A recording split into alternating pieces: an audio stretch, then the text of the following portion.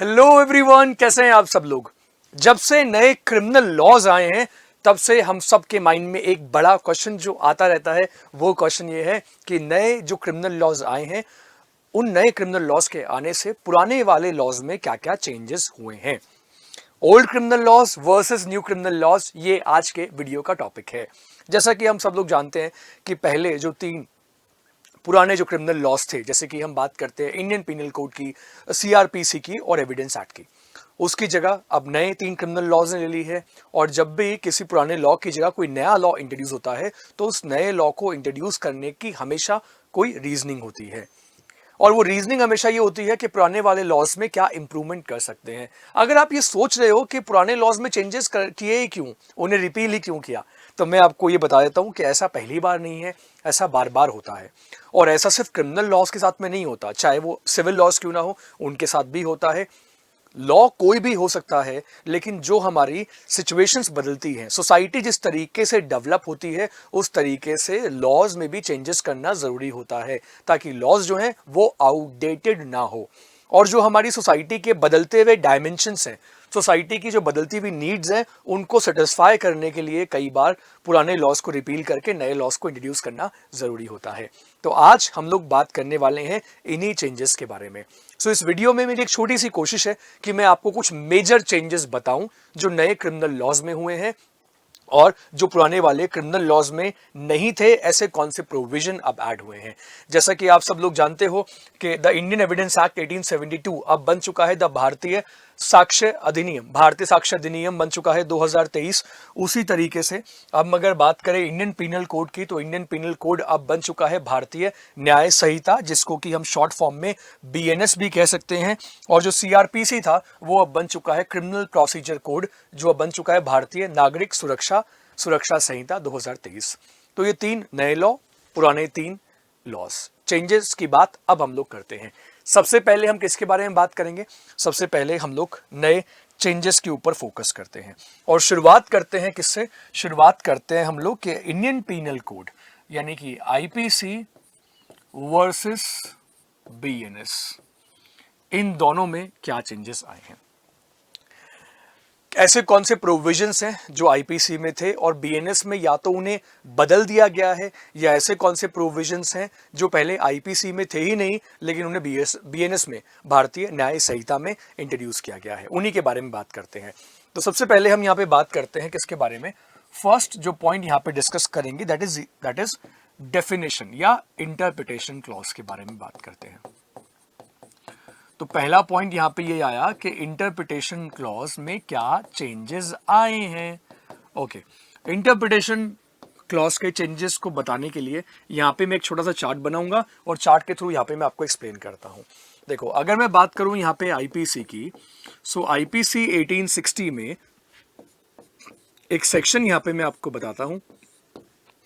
IPC 1860 में section 8 से लेकर सेक्शन 52A तक आपने इंटरप्रिटेशन क्लॉज को देखा होगा, इंटरप्रिटेशन क्लॉज को पढ़ा होगा, जिसमें आपने अलग अलग डेफिनेशंस देखी होंगी। और अब बीएनएस में क्या कर दिया गया है, तो यहां पे मल्टीपल सेक्शंस थे आईपीसी में, और बीएनएस में अब इसके लिए एक सिंगल सेक्शन जो है उसको इंट्रोड्यूस किया गया है, दैट इज सेक्शन नंबर 2। तो अब सेक्शन नंबर 2 में सारी की सारी डेफिनेशंस बीएनएस में इंट्रोड्यूस कर दी गई हैं, और बाकी कोई चेंज नहीं आया है, बस सेक्शन 2 में, और इनको अल्फाबेटिकली अरेंज कर दिया गया है। सो इनको बेसिकली क्या कर दिया गया है, सेक्शन 2 में कंप्लीटली ग्रुप कर दिया गया है, कंप्लीटली ग्रुप्ड। तो पहले जो अलग अलग सेक्शंस हुआ करते थे अलग अलग डेफिनेशंस के लिए, उन्हें अब सेक्शन 2 में ही डाल दिया गया है, और इसमें भी अल्फाबेटिकल सीक्वेंस में।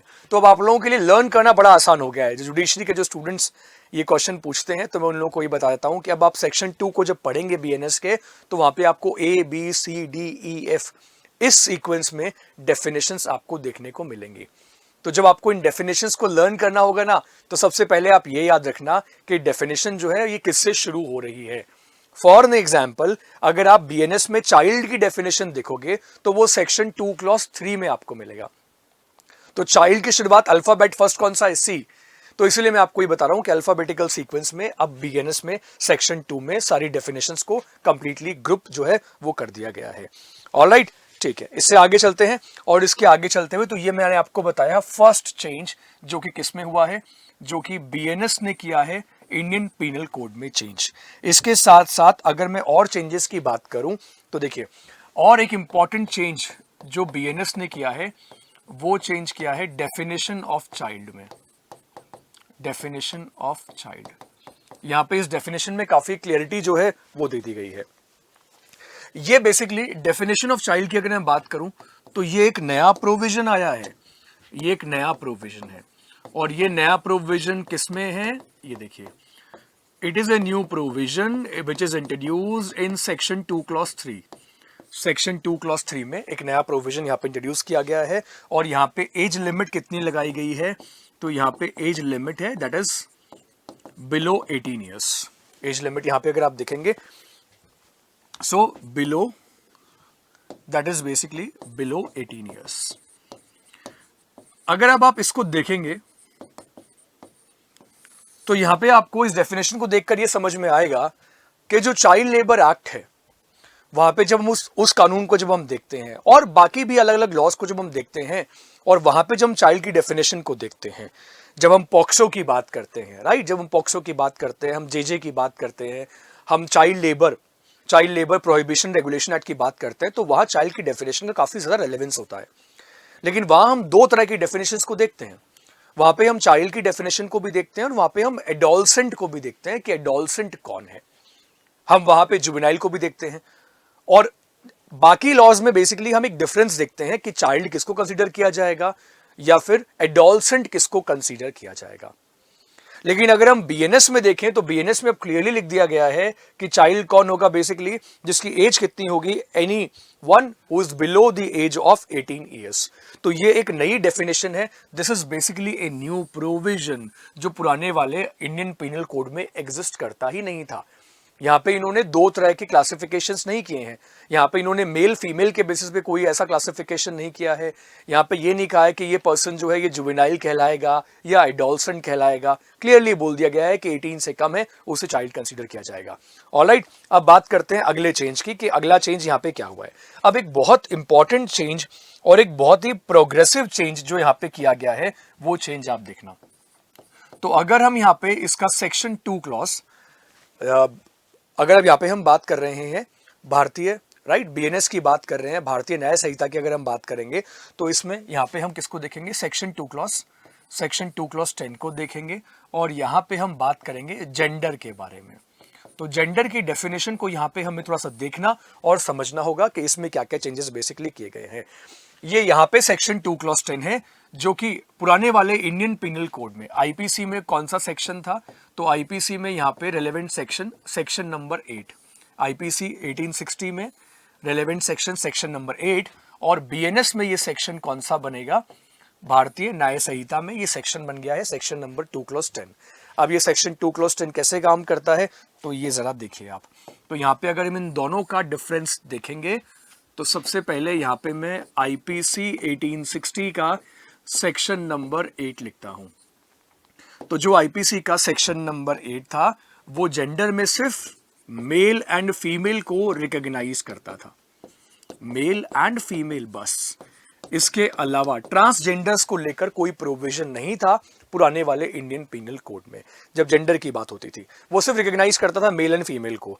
और अब क्या कर दिया गया है, अब जब हम बात करते हैं बीएनएस की तो बेसिकली बीएनएस ने यहाँ पे अपने सेक्शन 2 के क्लॉज 10 में, सेक्शन 2 के क्लॉज 10 में यहाँ पे शामिल किया है किसको? यहाँ पे शामिल किया है मेल को, फीमेल को, और इसके साथ में शामिल किया है किसको? ट्रांसजेंडर्स को भी शामिल कर लिया है। सो ट्रांसजेंडर्स को लेकर पहले कोई प्रोविजन नहीं था, राइट, गेटिंग माई पॉइंट। तो ट्रांसजेंडर्स को लेकर कोई प्रोविजन पहले नहीं था, लेकिन अब इसको लेकर प्रोविजन इंट्रोड्यूस कर दिया गया है। उन्हें भी बेसिकली रिकॉग्निशन जो है वो दी गई है। तो ये पहला लिमिटेड स्कोप था जेंडर की डेफिनेशन का। अब जेंडर की डेफिनेशन का जो स्कोप है इस स्कोप को काफी वाइड कर दिया गया है। तो ये एक और चेंज जो है, इंपॉर्टेंट चेंज यहाँ पे जो मैं आपको यहाँ पे जो मैं आपको बता रहा हूँ, जो कि बेसिकली बीएनएस ने किया है, राइट, बीएनएस ने किया है। ट्रांसजेंडर्स को लेकर आप लोगों को पता है कि सुप्रीम कोर्ट का एक लैंडमार्क जजमेंट भी आया था, जिसमें कि ऑनरेबल सुप्रीम कोर्ट ने ये कहा था कि ट्रांसजेंडर्स को भी फंडामेंटल राइट्स मिलने चाहिए। तो अलग अलग जजमेंट्स में उनके राइट्स को रिकॉग्नाइज किया गया, और जैसा कि मैंने आपको बताया था कि 1860 के लॉ में चेंज करना ज़रूरी था, क्योंकि हमारी सोसाइटी जो है उसकी बदलती हुई नीड्स को समझते हुए, सोसाइटी बहुत डायनामिक होती है और इसके लिए ज़रूरी है कि हम थर्ड जेंडर को भी क्या करें, रिकॉग्निशन दे। तो इस लॉ ने थर्ड जेंडर को भी रिकॉग्निशन यहाँ पे दी है। ऑलराइट, ओके, नाउ इससे आगे चलते हैं, और बात करते हैं अगला क्या चेंज हुआ है यहाँ पे। तो चेंज जो यहाँ पे हम देख रहे हैं वो चेंज बेसिकली अभी हम लोग सेक्शन नंबर 2 में देख रहे हैं। वैसे मैं आपको यहाँ बताना चाहूंगा कि चेंजेस बहुत सारे हैं, लेकिन इस वीडियो में मैं कोशिश कर रहा हूँ कि मैं जितने ज्यादा चेंजेस आपको, इंपॉर्टेंट चेंजेस जो है वो आप लोगों को बता पाऊँ। तो देखेंगे, अगर आप यहाँ पे देखोगे तो डेफिनेशंस में जो चेंज हुए हैं, चाइल्ड की डेफिनेशन मैंने आपको बता दिया। यहाँ पे जो नया प्रोविजन आया है, सेक्शन 2 ने इंटरप्रिटेशन क्लॉज को दिया है। जेंडर की डेफिनेशन जो है वो यहाँ पे, उसमें यहाँ पे ट्रांसजेंडर्स को ऐड किया गया है। अब अगर हम बात करते हैं डेफिनेशन की, किसकी, मंथ एंड ईयर की जो डेफिनेशन है, मंथ एंड ईयर की जो डेफिनेशन थी, क्योंकि ये इंपॉर्टेंट डेफिनेशंस है जिनमें चेंजेस हुए हैं, इसलिए हम इनके बारे में बात कर रहे हैं। तो इसको भी हम अब देखेंगे आईपीसी 1860 के अकॉर्डिंग, और साथ में देखेंगे बीएनएस के अकॉर्डिंग। तो अगर हम आईपीसी और बीएनएस के अकॉर्डिंग इसका कंपैरिजन देखें, तो यहाँ पे आईपीसी 1860 में एक सेक्शन था, सेक्शन नंबर 49।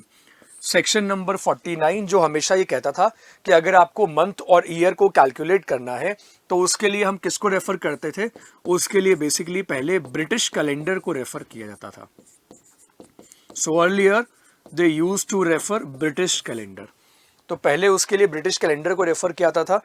लेकिन अब बीएनएस में क्या कर दिया गया है, अब बीएनएस में ये चेंज किया गया है कि अब ब्रिटिश कैलेंडर को रेफर नहीं किया जाएगा, ब्रिटिश कैलेंडर को रेफर ना करके अब रेफर किया जाएगा किसको, अब रेफर किया जाएगा ग्रेगोरियन कैलेंडर को। तो ग्रेगोरियन कैलेंडर को अब रेफर किया जाएगा, ब्रिटिश कैलेंडर को रेफर नहीं किया जाएगा। ग्रेगोरियन कैलेंडर के बारे में आप लोग लिमिटेशन एक्ट में ही पढ़ते हैं, तो लिमिटेशन एक्ट में आपने देखा होगा, उसके बारे में पढ़ा होगा। तो वही रेफरेंस जो है वो यहाँ पे अब डाल दिया गया है कि ग्रेगोरियन जो कैलेंडर होगा उसके अकॉर्डिंग मंथ और ईयर को कैलकुलेट किया जाएगा। ऑलराइट, तो ये चेंजेस हमने देखे। अब एक इंपॉर्टेंट चेंज जिसके बारे में हमें यहाँ पे बात करनी चाहिए, वो इंपॉर्टेंट चेंज क्या है, ये देखिए। अब एक और जो इंपॉर्टेंट चेंज आया है नए वाले क्रिमिनल लॉ में, that is the change relating to movable property. तो मूवेबल प्रॉपर्टी को लेकर क्या चेंज आया, ये एक सिग्निफिकेंट चेंज है और इसके बारे में हमें पता होना चाहिए। तो ये मैंने जैसे कि यहाँ पे लिखा आईपीसी 1860, यहाँ पे अगर आप देखोगे तो उसका यहाँ पे आप सेक्शन नंबर 22 आप रेफर कर सकते हो। और अगर मैं बीएनएस की बात करूं तो बीएनएस में यहाँ पे सेक्शन नंबर 2 क्लॉज 21 हमें देखना होगा, सेक्शन नंबर 2 क्लॉज 21। तो सेक्शन नंबर 2 क्लॉज 21 यहाँ पे अगर हम देखेंगे तो बेसिकली अब बीएनएस की जो नई डेफिनेशन जो आई, बीएनएस में जो नई डेफिनेशन आई है मूवेबल प्रॉपर्टी की, वो किसको शामिल कर रहा है, वो tangible as well as intangible property को भी शामिल कर रहा है मूवेबल प्रॉपर्टी की डेफिनेशन में। तो जितने भी इनटेंजिबल एसेट्स हैं, जितने भी इनटेंजिबल एसेट्स हैं, और देखिए इसके कॉन्सिक्वेंसेस बड़े बड़े दूरगामी, इसके ना बहुत दूर तक जाएंगे इसके कॉन्सिक्वेंसेस, क्योंकि ये इनटेंजिबल एसेट्स में बात कर रहा है, पेटेंट को भी शामिल कर रहा है। तो ये बोल रहा है कि इसमें पेटेंट भी आएगा और इसमें क्या आएगा, इसमें पेटेंट एज वेल एज इसमें कॉपीराइट को भी शामिल किया जाएगा। तो पेटेंट, कॉपीराइट, ये सब इसमें शामिल हो जाएंगे। और इसके साथ साथ इसमें शामिल किया गया है एक्शनेबल क्लेम को एंड डेटा को। अब ये बड़ा इंपॉर्टेंट है कि एक्शनेबल क्लेम और डेटा को भी इसमें शामिल कर लिया। आप जानते हो अब इसके कॉन्सिक्वेंसेस क्या होंगे, यानी कि डेटा थेफ्ट जो है अब वो बीएनएस में कवर होगा। तो बीएनएस ने इसके लिए क्लियर प्रोविजंस बना दिए कि डेटा थेफ्ट अगर अब होता है तो उसे अब बीएनएस में थेफ्ट की डेफिनेशन में, क्योंकि यहां पे मूवेबल प्रॉपर्टी की डेफिनेशन में से रखा गया है, आप ये समझ रहे हो, क्योंकि इसे मूवेबल प्रॉपर्टी की डेफिनेशन में रखा गया है। तो अब जब हम थेफ्ट की डेफिनेशन पढ़ेंगे, वहां अगर मूवेबल प्रॉपर्टी का रेफरेंस आएगा तो मूवेबल प्रॉपर्टी में ये सारी प्रॉपर्टीज आ जाएंगी। तो इसलिए डेटा थेफ्ट, आइडेंटिटी थेफ्ट, ये सब अब थेफ्ट की डेफिनेशन में कवर हो जाएगा। पेटेंट, कॉपीराइट, जिसमें कि मैंने आपको बताया कि पहले टेंजिबल को ही कवर करते थे, अब इंटेंजिबल को भी कवर करते हैं, क्योंकि यहाँ पे नई वाली डेफिनेशन में मूवेबल प्रॉपर्टी की डेफिनेशन को काफी वाइडर कर दिया गया है।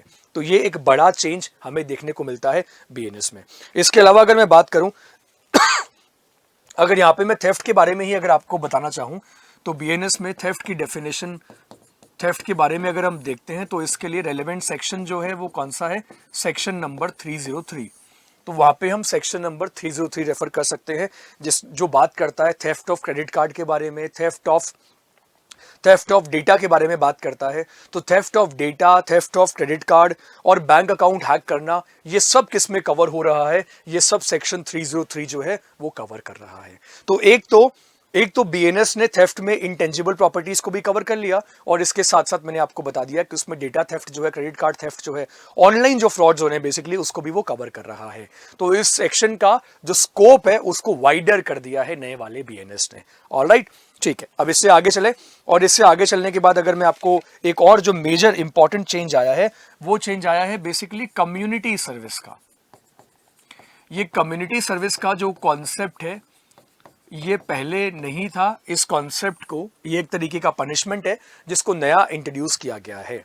तो इसको बेसिकली नया इंट्रोड्यूस किया गया, जैसे कि अगर कोई ऑफेंडर है वो कोर्ट में अगर अपीयर नहीं हो रहा, तो जब हम बात करते हैं प्रोक्लेमेशन के बारे में, जो हम ऐसे ऑफेंडर्स के बारे में बात करते हैं, या फिर आप मान लीजिए कि अगर कोई सुसाइड करने की कोशिश करता है, अटेम्प्ट टू कमिट सुसाइड करता है, तो अब अगर कोई प्रोक्लेम्ड ऑफेंडर वाले केसेस में और उसके साथ साथ में, यानी कि नॉन अपीयरेंस हो रहा है in response to a proclamation, या फिर अगर कोई पर्सन जो है वो अगर सुसाइड अटेम्प्ट कर रहा है, ये बात यहाँ पे आप ध्यान रखिएगा। तो उसका अगर सुसाइड अटेम्प्ट करने की किसी पर्सन ने कोशिश करी है, या फिर डेफामेशन भी हो सकता है यहाँ पे, और अगर कोई ड्रंकन पर्सन है जो कि पब्लिक में क्या कर रहा है, जो कि पब्लिक में बेसिकली कोई मिसकंडक्ट कर रहा है, तो ये मिसकंडक्ट वाले केस, ये डेफामेशन वाले केसेस, और इसके साथ साथ जैसा कि मैंने आपको बताया कि अगर कोई अटेम्प्ट टू कमिट सुसाइड कर रहा है, तो उस सिचुएशन में क्या होगा, उस सिचुएशन में उस पर्सन को कम्युनिटी सर्विस के लिए कहा जाएगा। अगर मैं यहाँ पे बात करूं कम्युनिटी सर्विस की, तो कम्युनिटी सर्विस जो है ये बेसिकली बीएनएस में डिफाइंड ही नहीं है, बीएनएस में नॉट डिफाइंड। अब आप सोचोगे कि कम्युनिटी सर्विस बेसिकली होती क्या है। कम्युनिटी सर्विस का मतलब है कि कोर्ट उस पर्सन को ये ऑर्डर दे सकेगा कि वो कम्युनिटी के बेनिफिट के लिए काम करे, सोसाइटी के बेनिफिट के लिए कोई काम करे, जिसके लिए उसे रेम्यूनरेशन नहीं मिलेगा, फॉर एग्जाम्पल वो अगर ओल्ड एज होम में जाकर लोगों की हेल्प कर रहा है, किसी एनजीओ के साथ मिलकर कुछ काम कर रहा है, राइट, जिससे कि अल्टीमेटली सोसाइटी का बेनिफिट हो रहा है, उसे हम community service kind of consider कर सकते हैं, राइट। कम्युनिटी सर्विस का एरिया जो है वो काफी वाइड हो सकता है, लेकिन ये कुछ रेफरेंस देके मैंने आपको बताया कि किस तरीके से काम करता है। और कम्युनिटी सर्विस जो बहुत ही ऐसे ऑफेंसेस होंगे जिन ऑफेंसेस में कोर्ट का जो पर्पस है वो ये होगा कि उस पर्सन के अंदर उसको जेल ना भेजकर उसमें कुछ इंप्रूवमेंट जो है वो लाया जाए और उस सोसाइटी की एक सर्विस जो है वो करवाई जाए, राइट। लेकिन अब इसके बारे में लिखा हुआ कहा है, मैंने कहा कि डिफाइन नहीं है, तो इसके लिए हम भारतीय नागरिक सुरक्षा संहिता यानी कि बीएनएसएस को देखेंगे। और बीएनएसएस का यहाँ पे जब हम सेक्शन नंबर 23 देखेंगे तो ये 23 बात करता है किसके बारे में, it basically talks about community service.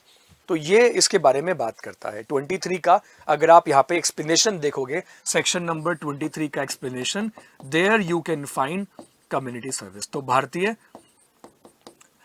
नागरिक संहिता जो है बेसिकली, बीएनएस जो है वो इसके बारे में बात नहीं करता, बीएनएसएस इसके बारे में बात करता है। ऑलराइट, इसके साथ साथ अगर आप बोलोगे कि सर और क्या चेंजेस आए हैं, तो मैं आपको ये बता देता हूं कि ऑनलाइन एफआईआर का जो कॉन्सेप्ट है उस कॉन्सेप्ट को इंट्रोड्यूस कर दिया गया है। आप जिसको आप जीरो एफआईआर कहते थे पहले, जीरो एफआईआर आप लोगों ने पढ़ा होगा, अब ऑनलाइन एफआईआर का कॉन्सेप्ट आ गया है। और इस ऑनलाइन एफआईआर के कॉन्सेप्ट में के बारे में किसमें लिखा गया है, तो यहाँ पे हम देखेंगे बीएनएसएस का सेक्शन नंबर 173, सेक्शन नंबर 173 यहाँ पे हम देखेंगे। और साथ में बेसिकली हमें ये देखना होगा कि वो ऑफेंस जो है वो कॉग्निजेबल नेचर का होना चाहिए। तो अगर कोई ऑफेंस कॉग्निजेबल नेचर का हुआ है तो उस सिचुएशन में उस ऑफेंस की एफआईआर जो है वो कहीं भी करवाई जा सकती है। तो एफआईआर कहीं भी करवाई जा सकती है, उसे तो हम जीरो एफआईआर कहते थे, लेकिन अब ऑनलाइन एफआईआर में प्रोविजन ये डाल दिया गया है कि इसमें एरिया से कोई फर्क नहीं पड़ता। So irrespective of the area, irrespective of the area, अब ऑनलाइन एफआईआर जो है, वो करवाई जा सकेगी, राइट तो वो इसके लिए इलेक्ट्रॉनिक कम्युनिकेशन करके पुलिस स्टेशन के जो भी इंचार्ज है उनको एफआईआर जो है वो करवाई जा सकती है। तो बेसिकली अब इसका नाम क्या होगा, इसका नाम होगा अब ऑनलाइन जीरो एफआईआर। तो जो आप पढ़ते थे पहले zero FIR, now that zero FIR will be known as online zero FIR, जिसमें कि जुरिस्डिक्शन वाला, पुलिस स्टेशन के जुरिस्डिक्शन वाला कोई भी रेस्ट्रिक्शन एप्लीकेबल ही नहीं होगा। ये एफआईआर कहीं भी करवाई जा सकती है और अब इलेक्ट्रॉनिकली भी करवाई जा सकती है। ऑलराइट, तो ये कुछ चेंजेस थी जिन चेंजेस के बारे में हम लोगों ने बात की है, जो चेंजेस हमारे नए वाले क्रिमिनल लॉज में हुए हैं। लेकिन आज के सेशन में मैंने मेजरली फोकस किया है कि इंडियन पीनल कोड जो पुराना वाला लॉ था, उसके बाद जो नया बीएनएस आया है उसमें क्या क्या चेंजेस हुए हैं। तो बीएनएस वाले चेंजेस के बारे में हमने बात करी। कुछ चेंजेस आज हमने डिस्कस किए जो भारतीय नागरिक सुरक्षा संहिता ने भी इंट्रोड्यूस किए हैं। और भी कई चेंजेस हैं जिन चेंजेस के बारे में हम बात कर सकते हैं, लेकिन उन सब के बारे में बात हम लोग करेंगे हमारे अपकमिंग वीडियोस में। तो अपकमिंग वीडियोस में मैं आपको ये बताऊंगा कि और कौन कौन से चेंजेस किए गए हैं, एविडेंस में क्या क्या चेंजेस किए गए हैं, या फिर सीआरपीसी जो पुराना वाला लॉ था उसमें जो क्रिमिनल प्रोसीडिंग्स के प्रोविजंस में क्या क्या चेंजेस आए हैं, और साथ ही साथ जो रिमेनिंग आईपीसी के जो चेंजेस आए हैं उनके बारे में भी हम लोग हमारे आने वाले वीडियोज में बात करेंगे। Alright, okay. और वीडियो में आगे बढ़ने से पहले मैं आप लोगों को ये बता देता हूं कि देखो अभी उत्कर्ष के ऊपर चल रहा है होली हंगामा, और इस होली हंगामा में उत्कर्ष ऑफर कर रहा है अपने सारे जुडिशरी के कोर्सेज पे 90% तक का ऑफ। तो चाहे आप आरजेएस के लिए प्रिपेयर कर रहे हो, किसी भी स्टेट एग्जामिनेशन के लिए प्रिपेयर कर रहे हो, या फिर आप एपीओ जेएलओ जैसे एग्जामिनेशन के लिए प्रिपेयर कर रहे हो, तो उत्कर्ष के इस होली हंगामा में आपको मिल रहा है 90% का ऑफ, जो कि 21 से लेकर 28 मार्च तक वैलिड है। और साथ ही साथ उत्कर्ष आपको दे रहा है 3 महीने की एक्स्ट्रा वैलिडिटी। तो इस ऑफर का बेनिफिट लेने के लिए आपको सिंपली क्या करना है, इस वीडियो के डिस्क्रिप्शन में आपको उत्कर्ष की आपका लिंक मिलेगा, आप उस लिंक पे क्लिक करके इस होली धमाका का बेनिफिट जो है वो आप ले सकते हो। तो यहाँ आपको मैंने जैसे कि बताया 3 मंथ्स की एक्स्ट्रा वैलिडिटी और साथ में मिल रहा है 90% तक का ऑफ। और इसके साथ साथ ये है ऑफर प्राइस जो अभी अलग अलग कोर्सेज पे ऑनगोइंग है, जिसमें आप हमारी live classes as well as recorded classes भी देख सकते हो। और यहाँ पे आपको मिलती है बेस्ट एजुकेटर्स एक्सपर्ट गाइडेंस, और इसके साथ आपको मिलते हैं हमारे PDF as well as printed notes. तो 28 मार्च तक ऑफर जो है वैलिड है, तब तक आप इसका बेनिफिट जो है वो आप ले सकते हैं। ऑलराइट, तो ये हमने डिस्कशन किया हमारे बैचेस के बारे में, आने वाले बैचेस के बारे में, और साथ में हमने बात करी कि नए क्रिमिनल लॉज में क्या क्या चेंजेस आए हैं। अगर ये वीडियो आपको पसंद आया है तो वीडियो जरूर लाइक कीजिएगा। चैनल को अगर अभी तक सब्सक्राइब नहीं किया तो do subscribe our channel. I will see you all in the next video. Thank you so much, take care, bye bye.